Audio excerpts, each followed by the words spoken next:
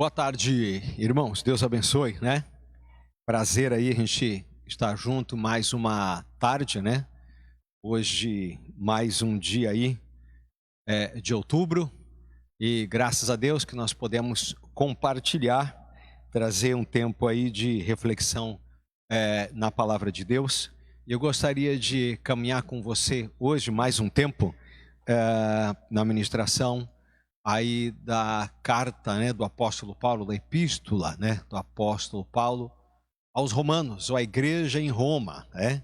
Então vamos orar também, né, colocando diante de Deus e abençoando aí a tua tarde. Um abraço aí a todos os irmãos também que estão com a gente aí na live agora. Alguns estão mandando um abraço, a paz para você também. Então pelos próximos 30 minutos aí, né, nós vamos juntos caminhar nessa ministração, também com os irmãos que vão estar conosco aqui presencialmente, né, na igreja, aqueles que porventura, por acaso, vão poder estar com a gente.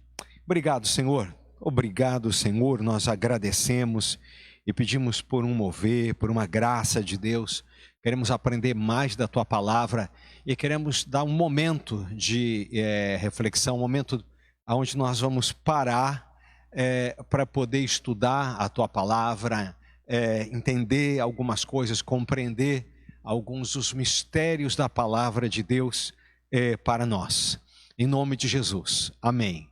Que Deus abençoe você aí em casa, tá bom? Então vamos lá, Romanos capítulo 1, eu quero ler só a partir do versículo 16, relembrando um pouco que nós ministramos na última oportunidade que nós tivemos juntos aí, né? Porque não me envergonho do Evangelho, pois é o poder de Deus para a salvação. Isso sim, de todo aquele que crê, primeiro do judeu e também do grego. Ou seja, o Evangelho é para todos. Pois a justiça de Deus se revela no Evangelho, de fé em fé, como está escrito: o justo viverá pela fé. Muito bom. Queridos, só recapitulando, né? Você, para compreender a palavra de Deus, para receber a palavra de Deus, para ser edificado pela palavra de Deus, precisa aceitar e receber pela fé. Você precisa se desarmar, você precisa desestruturar toda e qualquer possibilidade de resistência, de oposição da tua mente e do teu coração, para que você possa receber a palavra de Deus e ela surtir o efeito para qual o Senhor a revelou e surtiu efeito no seu coração e na sua vida. Pode ser que algumas coisas de imediato você não concorde, você não entenda, você não aceite, mas o que eu digo para você, não feche o seu coração, não entre num loop de rebelião, de rejeição, de rebeldia, sem antes apenas considerar de ser como uma criança. Jesus disse assim: aquele que não se fizer como uma criança não tem condições de receber o reino dos céus. No contexto, o que significa isso? O próprio Nicodemos não entende quando Jesus diz que ele precisa nascer de novo. Mas você precisa nascer de novo se liberando e se libertando dos teus preconceitos, já dos teus paradigmas estabelecidos, das tuas crenças, de coisa que impede que você cresça, que impede que você receba algo de Deus que vai te levar para longe da situação ou da circunstância que você está vivendo. Eu quero falar isso para você, que você precisa receber a palavra de Deus completamente desarmado. Deixe a palavra de Deus fazer efeito. Não tenha medo, não tenha medo, não tenha receio. Deixe que a palavra fale com você. A Bíblia diz que a fé vem pelo ouvir e o ouvir da palavra de Deus, tá bom? Falando isso porque nós vamos entrar agora em dois momentos da palavra aqui do capítulo 1 de Romanos, e vai falar a respeito da idolatria, que é a substituição de Deus em qualquer nível, em qualquer parâmetro, e a depravação do homem, ou a depravação dos gentios, a distorção da essência, do caráter que Deus colocou no homem. Então, isso pode, em algum momento, trazer para você algum curto-circuito, mas vá na paz, calma, tá bom? Vamos caminhar juntos aqui. Eu quero ler, então, para você, e conforme nós fomos lendo, nós vamos conversando sobre isso. Até você que está na live aí, você tiver uma dúvida, uma pergunta, até você põe aí. Eu vou acompanhando daqui também, tá bom? E nós podemos até conversar e, se não der para falar agora, posteriormente a gente responde para você, tá? Tá bom? Pois a ira de Deus, está falando aqui exclusivamente de Deus, se revela do céu contra toda impiedade e injustiças dos homens, que impedem a verdade pela sua injustiça. Ou seja, a ira de Deus se revela dos céus contra todos aqueles que armam, que tentam estruturar pensamentos, estruturas humanas, que vão contra a verdade, e vão contra a santidade, e vão contra tudo aquilo que Deus deixou edificado para abençoar o homem. Olha só.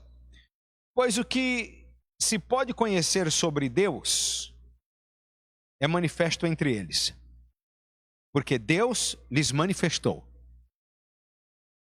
Muito interessante.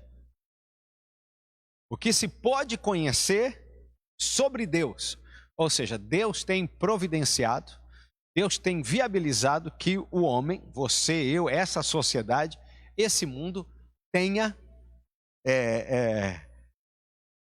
dados, informações o bastante para que eles entendam e conheçam Deus. Deus não deixou nada oculto, escondido, no secreto, que eles não possam receber a ponto de conhecerem para andar com o Senhor. Diz assim: pois o que se pode, aquilo que é lícito nós conhecermos de Deus, sobre Deus, é manifesto entre eles. Tem sido manifesto aqui na terra para os homens. Porque Deus lhes manifestou, Deus providenciou. Pois os seus atributos, ou seja, os atributos de Deus, os atributos invisíveis, seu eterno poder e divindade, são vistos claramente desde a criação do mundo e percebidos mediante as coisas criadas. De modo que esses homens são indesculpáveis. Interessante que o homem vê a criação e colocou o nome de criação de natureza. O homem, a ciência moderna, não ia dar, claro, o braço a torcer de que tudo que existe foi criado por Deus. Então coloca o nome de natureza e até coloca na conta da mãe natureza. Inventaram uma mãe para a natureza, mas quem criou tudo foi Deus. Que coisa, né? E a palavra diz aqui que todos os atributos invisíveis de Deus, assim como o seu eterno poder e divindade, são vistos claramente pela criação do mundo. Tudo que Deus fez. De modo que aqueles que negam a existência de Deus e que teimam em não reconhecer e discernir o poder e a presença, e ainda que sejam os atributos invisíveis de Deus, do ponto de vista de Deus, são indesculpáveis, homens indesculpáveis. Porque, mesmo tendo conhecido a Deus, não glorificaram como Deus, nem lhe deram graças. Pelo contrário, tornaram-se fúteis nas suas especulações. E o seu coração insensato se obscureceu. São duas situações muito difíceis. Fúteis nas suas especulações. A futilidade é algo que atinge esse mundo narcisista e egoísta que nós vivemos hoje, não é, irmãos? É uma grande verdade. O consumismo, o ter simplesmente por ter, sem a mínima necessidade, o ser simplesmente para poder ter uma vitrine que impressione a outros. Hoje, ter é mais importante que ser para muita gente. É o fenômeno dos influenciadores digitais, que têm uma aparência, que têm uma vitrine, mas não são. Hoje, as redes sociais e as ferramentas de busca geram uma falsa sabedoria, de gente que sabe superficialmente, que arranha simplesmente o conhecimento em muitas áreas, mas não tem base, não tem lastro para enfrentar nenhuma demanda mais profunda e mais séria da vida. A palavra fala que são fúteis especulações. A quantidade de gente que pode discutir sobre coronavírus, que pode discutir sobre ideologia, que pode discutir sobre esquerda, direita, centro-esquerda e assim por diante, mas que é extremamente sumária no seu conhecimento, e tudo isso não passam do quê? De fúteis especulações. Não tem base, não tem lastro nenhum. E ainda fala que o coração deles, então, por conta disso, se tornou insensato e obscureceu. Entrou na neblina. Não tem bom senso. A racionalidade já foi completamente desequilibrada e corrompida. E segue. Dizendo-se sábios, tornaram-se loucos. Essa é a verdade desse mundo hoje. Aqueles que se dizem sábios são loucos. Louco no contexto de completamente inadequado para a vida, inadequado para o casamento, inadequado para os compromissos, inadequado para as responsabilidades, inadequado para viver e manter uma vida de santidade, inadequados. E aí então o texto diz: por isso Deus os entregou à sua impureza sexual. E por isso Deus os entregou ao desejo ardente dos seus corações. E por isso Deus os entregou para desonrarem seus corpos entre si. Que loucura! O texto aqui fala de distanciamento, afastamento de Deus com relação a essas pessoas. A Bíblia diz: Deus os entregou. Deus deixou que eles seguissem a sua própria trajetória catastrófica e desastrosa. Você quer? Você vá. Você siga o seu caminho. E vá até a cova, e infelizmente da forma mais rápida que se poderia imaginar. Que Deus tenha misericórdia, não é?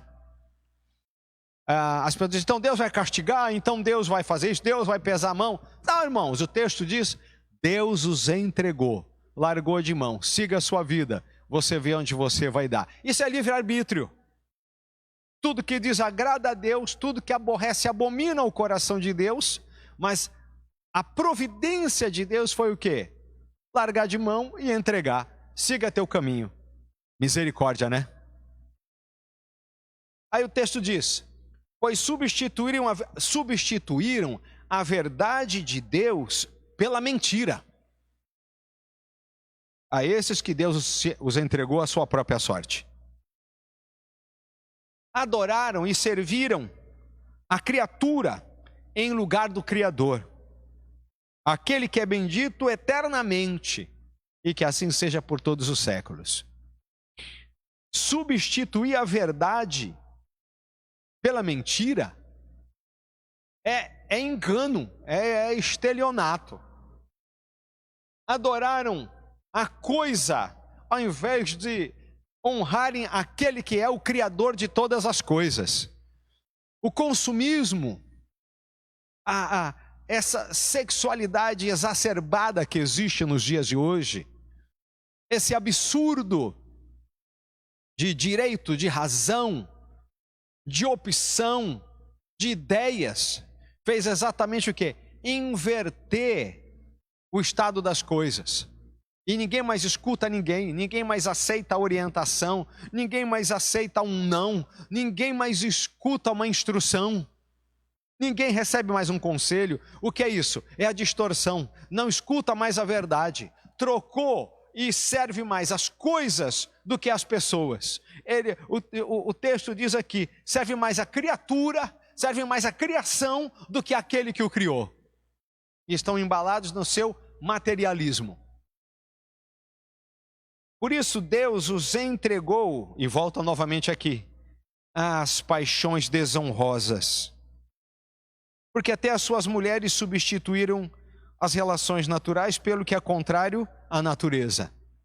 E os homens, da mesma maneira, abandonando as relações naturais com as mulheres, arderam em desejo sensual uns pelos outros, homem com homem, cometendo indecência e recebendo em si mesmos a devida recompensa pelo seu erro. Assim, por haver rejeitado o conhecimento de Deus, foram entregues pelo próprio Deus a uma mentalidade condenável para fazerem coisas que não convêm. Aqui precisamos fazer uma pausa. Sabemos muito bem ao que tudo isso se refere e todas as manipulações seculares em cima de qualquer declaração, de qualquer abordagem bíblica ou qualquer abordagem cristã, evangélica com relação a essa prática, a essa questão. Mas o que aqui deixa claro a palavra de Deus é de que Deus se desagrada destas coisas e de que Deus entregou o homem à sua própria sorte. Se agrada ao homem, o texto diz, desagrada a Deus. A palavra de Deus deixa claro o que desagrada a Deus.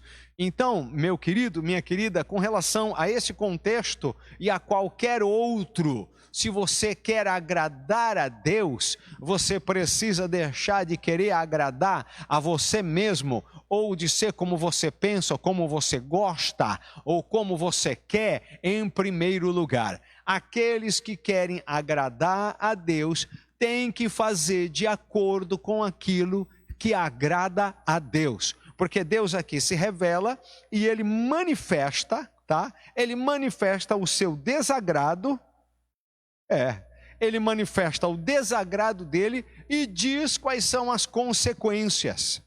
Ele diz, eles estão entregues à sua própria sorte. E nós vemos que todos os comportamentos e todas as condutas, então vão gerar um resultado, vão gerar um fruto de que você vai avaliar a partir da sua própria vida, das suas próprias experiências, de como as coisas estão. Se você quer continuar como você está, a palavra de Deus diz, Deus não veio e interviu mandando um raio na cabeça. Ele diz, eles estão entregues à sorte deles. Eu disse qual é o caminho e eles escolheram outros. Mas se um dia você quiser sair desse caminho que você está andando, que você está vivendo, e quiser andar, e quiser começar a caminhar de acordo com o que agrada a Deus, nós estamos aqui e estamos prontos para ajudar você. Seja ele qual for, seja qual circunstância é que a sua vida se encontre. Fechou? Muito bem, porque eu preciso continuar então. E continua. Assim, por haver rejeitado o conhecimento de Deus, porque há um conhecimento de Deus, há uma verdade de Deus, há uma verdade revelada de Deus, mas por rejeitarem essa verdade de Deus, foram entregues pelo próprio Deus a uma mentalidade condenável para fazerem coisas que não convêm, cheios de toda forma de injustiça, malícia, cobiça, maldade, inveja, homicídio, discórdia, engano, depravação, sendo intrometidos, caluniadores, inimigos de Deus, insolentes, orgulhosos, arrogantes, inventores de males, desobedientes aos pais, insensatos, indignos de confiança, sem afeto natural, sem misericórdia, os quais, conhecendo bem o decreto de Deus, que declara dignos de morte os que praticam essas coisas, não somente as fazem, mas também aprovam os que as praticam. Meu Deus, não é? Nós encontramos aqui, então, nessa segunda parte, uma listagem de situações e circunstâncias que se referem todos os capítulos para cima. Gente que rejeitou o conhecimento de Deus e foi entregue a uma mentalidade condenável. E aí você tem todos esses frutos aqui, ou melhor, frutos, né? Você tem todas essas misérias aqui, todas essas desgraças, de quando alguém se afasta de Deus, quando alguém começa a andar entregue à sua própria sorte. Irmãos, eu acho isso assustador. Quando nós somos entregues à própria sorte, à nossa própria cabeça, ao nosso próprio coração. A Bíblia diz que o coração do homem é desesperadamente corrupto. Quem o conhecerá? E eu vejo que a única maneira de a gente manter a nossa sanidade, de manter a nossa integridade, é nós estarmos debaixo do controle, da autoridade, do domínio do Senhor. A Bíblia diz, levando todo pensamento cativo à obediência de Cristo. Amados, nós temos os pensamentos, nós temos ideias das mais loucas, das mais absurdas, e se não for o Espírito Santo para nos convencer pessoalmente do pecado, da justiça e do juízo, nós só fazemos bobagens. Nós vamos agir de uma maneira absurda, nós vamos dar vazão a tudo aquilo que está dentro da gente, coisa que durante uma vida toda foi entrando e acumulando, e para isso, para acontecer uma limpeza, para acontecer de sair isso, a gente precisa de uma intervenção de Deus, uma intervenção do Espírito Santo de Deus, para acontecer uma limpeza. Quanta gente, olha, se você começar a ler aqui, eu comecei a ver, orgulho e arrogância. Quem já não viu, né? Um pouco de orgulho e arrogância dentro de si? Quem não tem, né? Como é que isso sai? Desobediente aos pais, inventores de mal, insensato, sem afeto natural, sem misericórdia, malícia, cobiça, maldade, inveja, discórdia, engano. São coisas que são inerentes no ser humano. E que se não for a presença e o mover do Espírito Santo de Deus, a gente descamba. Então, irmãos, essa luta e essa guerra, ela é constante. Carne contra o Espírito. O apóstolo Paulo falou isso, não foi? O bem que eu quero fazer, não faço. O mal que eu não quero fazer, eu faço. Quem vai me livrar do corpo dessa morte? Quem vai me livrar disso? É só o Senhor. É só Deus para mudar essa minha história, mudar essa minha realidade, essa minha circunstância. Irmãos, eu espero que esse capítulo 1 aqui comece a levar você a refletir, a avaliar. Graças a Deus que talvez você não tem toda essa lista absurda aqui de filme de terror na sua vida. Mas algumas a gente pode ter. Desejo sensual uns pelos outros. Nós vivemos no mundo da sensualidade. As roupas, os produtos, tudo é para poder despertar a sexualidade do ser humano, mas não de uma maneira sadia. O que é incentivado se você gosta, se você deseja, se você quer, se o seu coração pede, mete o pé, vai em frente, o importante é ser feliz. E não existe frase mais inconsequente e mais satânica do que essa. Essa é a raiz de toda a tribulação, porque não existe felicidade na inconsequência, não existe felicidade na infidelidade, não existe fidelidade na desobediência, na irresponsabilidade. Não existe possibilidade de felicidade. Ninguém é feliz. A felicidade, na realidade, não é uma semente. A felicidade é um fruto. Ela é um fruto. O cara que estuda para um concurso público 8, 10 horas por dia, ele está plantando no dia do concurso, no dia que sai o resultado do exame, ele encontrar lá o nome dele e a colocação dele lá em primeiro lugar. Aí é felicidade. Mas ele plantou talvez por anos, e algumas pessoas por anos e anos, meses e meses estudando para poder ser feliz na hora de chegar o resultado. Felicidade é fruto. Felicidade não é semente. Você planta para colher. O mover de Deus na nossa vida, a graça, irmãos, é dom que Deus deu, é favor imerecido. Mas as bênçãos são fruto. Todas as bênçãos nos seguirão quando nós servirmos e andarmos com Jesus.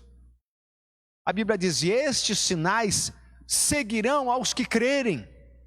Quando você crê, uma fé inabalável, o apóstolo Paulo fala que eu mostrei esse versículo aqui, pois a justiça de Deus se revela no Evangelho, e é de fé em fé, como está escrito: o justo viverá pela fé. A sua convicção, a sua certeza, a sua perseverança em caminhar com o Senhor a cada dia, no meio de cada crise, no meio de cada desafio, mesmo quando você é aviltado, mesmo quando você é rejeitado, mesmo quando você é incompreendido ou quando você é aceito. A sua perseverança nisso gera uma esperança que vai gerar o fruto, vai gerar a bênção, vai trazer a felicidade. Mas antes não. Então, irmãos, o que eu falo aqui para você, o que eu trago para você aqui nesse momento que nós estamos juntos aqui. Você não pode ter uma conduta que vá a um ponto que Deus deixe você fazer o quê? Enfiar o pé na jaca, como a turma diz. O último versículo diz aqui que existe uma consequência, inclusive quando nós não somente fazemos, eu espero que não estejamos fazendo isso, mas também quando nós aprovamos os que praticam essas coisas. Ou seja, a conivência com essas situações, a conivência com circunstâncias que desagradam a Deus, também tem um peso sobre a nossa vida. E aonde que nós podemos travar e fechar esse processo? Com a nossa conduta, com o nosso testemunho, com a nossa maneira de viver, com o discipulado, com o que nós levamos para as pessoas, com a exortação, a orientação que nós podemos dar para aqueles que nós estamos discipulando, aqueles que nós estamos levando para Jesus, que já levamos a Jesus e agora estamos ensinando a caminhar com Jesus em vitória, aqueles que estão sendo preparados para o batismo aí no primeiro domingo de dezembro e assim por diante. Então, irmãos, esse primeiro capítulo de Romano, que estamos encerrando hoje aqui, na próxima terça vamos para o capítulo 2, que seja uma grande exortação para nós, os quais, conhecendo bem o decreto de Deus, que declara digno de morte os que praticam essas coisas, não somente as fazem, mas também aprovam os que as praticam. Então nós não podemos, meus amados, ser coniventes, não podemos ser apáticos a essa situação, a esta circunstância, a esse estado. Tá bom, meus queridos? Deixa eu ver aqui alguns irmãos que estão com a gente aqui, deixa eu dar um abraço. Temos aqui o Rodrigo Amarelo, Ana Lúcia, a Maria Inês, Sargo Venturini, que legal. Osias, oi Osias, um beijão, a Magna, a Bolachinha está com a gente, Enilda, quem mais está aí, Magna? Deixa eu pegar rapidinho aqui, tem a lista aqui, ó. Simone, Luciano, a Ana, Nilda, Renata, Rodrigo, a Lídia, Lucelena, Márcio Silva, a Nayara, a Maria Inês e o Osias. Meu Deus, um beijo. A Paulinha também, Paulo Araújo aqui com a gente. Aí, Paulo, Deus abençoe. Irmãos, que Deus possa abençoar a tua vida. Na semana que vem nós vamos entrar para Romanos capítulo 2, e aí fala o julgamento divino. Meu Deus, né? O primeiro versículo diz assim: portanto, quando julgas, é indesculpável, ó homem, sejas quem for, pois te condenas naquilo em que julgas o outro. Pois tu que julgas, pratica os mesmos atos. Uau! Em outras palavras, é o que Jesus falou para a mulher que foi levada lá para ser apedrejada, né? Quem não tiver pecado, que atire a primeira pedra. Então, ninguém pode julgar. Aí eu falo assim, ó, galera, vamos pedir baixa, sabe do quê? É da patrulha dos fariseus. Essa patrulha farisaica é aquela que garimpa os Facebooks, os Instagrams da vida, para ver se acha algum irmão fazendo alguma coisa ruim que é para já apertar. Ao invés de a gente ser da patrulha dos fariseus, que está só vigiando, que está só tentando achar uma falha para apontar, que nós possamos ser realmente do exército de intercessores que clamam por essas vidas para que elas possam ser restauradas, renovadas, abençoadas, libertas no nome de Jesus. Amém? Muito bom, glória a Deus então, né? Queridos, eu peço para você que está aí na live com a gente, divulgue, né, esse momento, esse período. Semana que vem nós estamos novamente aqui das 16 às 16h30. Ajude a gente divulgando, né? Entra no nosso canal do YouTube também e se inscreve. Ajuda a gente aí a divulgar o máximo possível para que muitas vidas possam receber essa edificação aqui, tá bom? São só 30 minutinhos. E agora eu quero orar por você. Quero abençoar o Osias, né? Ô, Osias, que beijão, com um beijo muito grande, tá? Beijão aí na sua família, né? Tem gente nova aí, a pequenininha também, a esposa, agora é filho, filha, né? Cresceu aí a turma aí. E todos que estão aqui, feliz de ver aqui a Inês também, cada irmão aí que está com a gente nessa tarde, para mim é uma honra, tá bom? Então quero abençoar vocês. Pai, em nome de Jesus, eu quero pedir tua bênção sobre a vida dos nossos irmãos. Que venha um mover de Deus. Talvez eles precisem agora de um milagre. Um milagre. Estão precisando de recursos financeiros. Chegou quase a metade do mês e o que eles estão olhando para as próximas semanas está deixando o coração apreensivo. Então eu peço, Pai, opera um milagre. O Senhor é o Deus de todos os recursos. Meu Pai, põe a mão agora poderosamente. Que venha, Senhor, o suprimento para a vida deles. Abre as portas de emprego. Abre as portas, Senhor, na área da saúde. Que ele seja curado, curada, restaurada no nome de Jesus. Eu peço por um mover poderoso de Deus sobre cada irmão aqui. Que venha, Senhor, um derramar poderoso sobre cada uma destas vidas.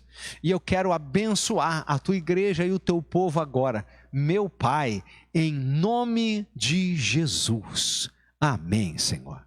Amém. Meu querido, Deus abençoe você.